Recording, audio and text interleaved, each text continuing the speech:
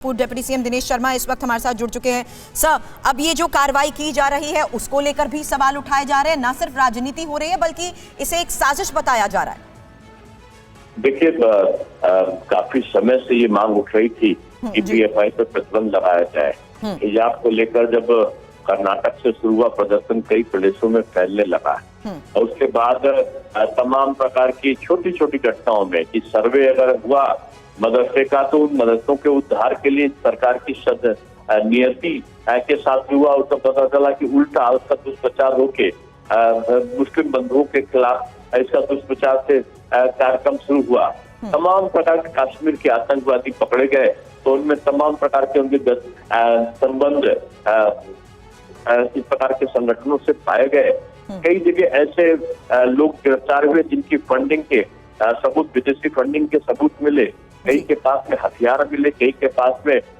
Business loan के लिए bank गए तो बिजनेस प्लान दिखाइए करके पूछते हैं।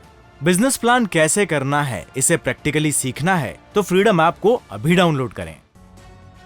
मिली इनका सीधा संबंध इस जिसको कहना चाहिए कि असंवैधानिक संगठन के साथ में था और ये मांग उठ रही थी। सरकार ने संयम रखा और पूरे सबूत जुटाने के बाद अगर आज आप देखें तो 80 लोग तो कर्नाटक में ही और 57 उत्तर प्रदेश में गिरफ्तार हुए हैं। इसका सीधा मतलब था कि सरकार ने पहले इनके खिलाफ इनकी गतिविधियों को नजर रखा, उन पर नियंत्रण रखा और उसके बाद उनकी गतिविधियों के सबूत मिलने के बाद उनके खिलाफ कार्रवाई की है। मैं समझता हूँ कि गृह मंत्रालय का ये कदम एक ऐतिहासिक कदम है और इससे भारत में शांति व्यवस्था और सुरक्षा को कायम रखने में बहुत बड़ी सहायता मिलेगी।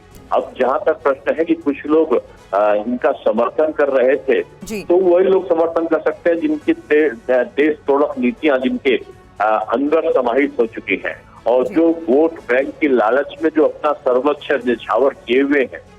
मैं समझता हूँ जनता के द्वारा अस्वीकार किए गए कुछ राजनीतिक दल और कुछ तथाकथित नेता हैं। लेकिन सवाल तो यही है ना, कौन है ये? कौन है जो इस तरीके की कार्रवाई को भी ओपन चैलेंज देने को तैयार है? नहीं, देखिए, एक राजनेता का, कांग्रेस के बड़े नेता का बयान आया कि पीएफआई पे है तो आरएसएस पे होना चाहिए। ये कौन सी, तो कोई मंद बुद्धि का या कोई इस प्रकार का बयान हो सकता है जो मानसिक असंतुलन खो चुका हो। आरएसएस देश को बनाने के लिए एक देश पर समर्पित होने वाला एक राष्ट्रभक्त संगठन है। पीएफआई तोड़ने वाली और यहाँ पर असमानता और असंतुलन और जिसको कहते हैं अशांति फैलाने वाला संगठन साबित हुआ है। तो दोनों की तुलना कैसे हो सकती है? इस प्रकार का अगर कोई बयान देगा तो निश्चित रूप से उसके मानसिक स्वास्थ्य से खराब होने के अलावा कोई और सबूत नहीं हो सकता। मैं समझता हूँ कि इस प्रकार की राजनीति करने से वोट बैंक के लालच में लोगों को बचना चाहिए और राजनीतिक दलों को राष्ट्र की सुरक्षा का जहाँ प्रश्न आ रहे वहाँ विभिन्न प्रकार के मतभेदों को भूल के भी राष्ट्रहित का जो चिंतन है उसके साथ में खड़ा होना चाहिए। आप बिल्कुल सही बात कह रहे हैं, लेकिन हैरानी इस बात की है कि इस पूरे मामले पर भी राजनीति की जाती है। आपने टीवी9 भारतवर्ष को वक्त दिया, उसके लिए शुक्रिया आपका। लेकिन भारत में नफरत फैलाकर आतंकी गतिविधियों को किस तरीके से अंजाम देने की ये फिराक में थे और उसके खिलाफ मिले सबूत के तहत ये जो बड़ा फैसला लिया गया है उसकी एक जानकारी टीवी9 भारतवर्ष आपको दे रहा है। उमेश हमारे संवाददाता हमारे साथ बने हुए, और उमेश, यहाँ पर उत्तर प्रदेश को खास तौर पर देखते हुए बड़ी बात यह कहेगी कि धर्म के नाम पर ही हिंसा फैलाने की कोशिश के तहत कई बड़े खुलासे उन गिरफ्तारियों के बाद भी हुए, उन लोगों को रडार पर लेने के बाद भी हुए जिनके जरिए यह पता लग पाया कि कैसे पूरी प्लानिंग की जा रही थी।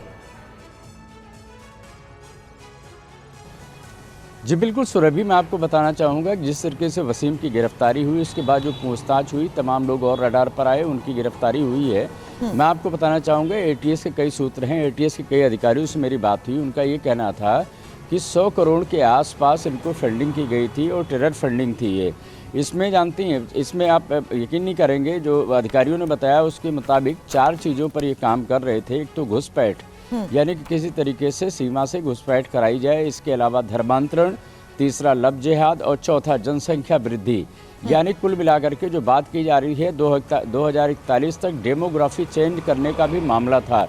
तो बहुत सीरियस संगीन मामला इनके खिलाफ था, जिसके चलते ये कार्रवाई की गई है। और जब सीए और एनआरसी का प्रोटेस्ट चल रहा था उसके बाद यूपी सरकार ने बाकायदे यहाँ से एक चिट्ठी भेजी थी कि इसको बैन किया जाए। हालांकि आप आज बैन कर दिया गया है 5 सालों के लिए, तो माना ये जा सकता है कि थोड़ी राहत हो सकती है, लेकिन जिस तरीके से इनके तमाम और विंग है उन तमाम विंग को भी बैन किया गया है। लेकिन हो सकता है कोई और विंग बन करके सामने आए।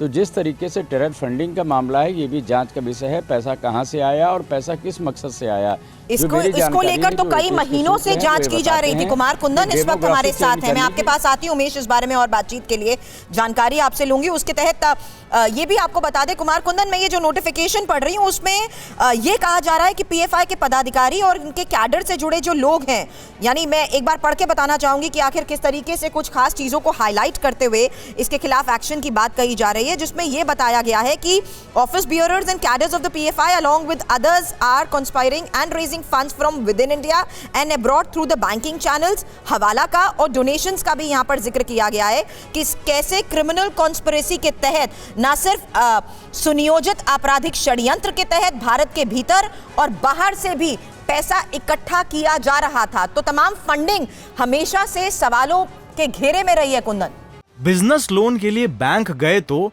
बिजनेस प्लान दिखाइए करके पूछते हैं। बिजनेस प्लान कैसे करना है, इसे प्रैक्टिकली सीखना है तो फ्रीडम ऐप को अभी डाउनलोड करें।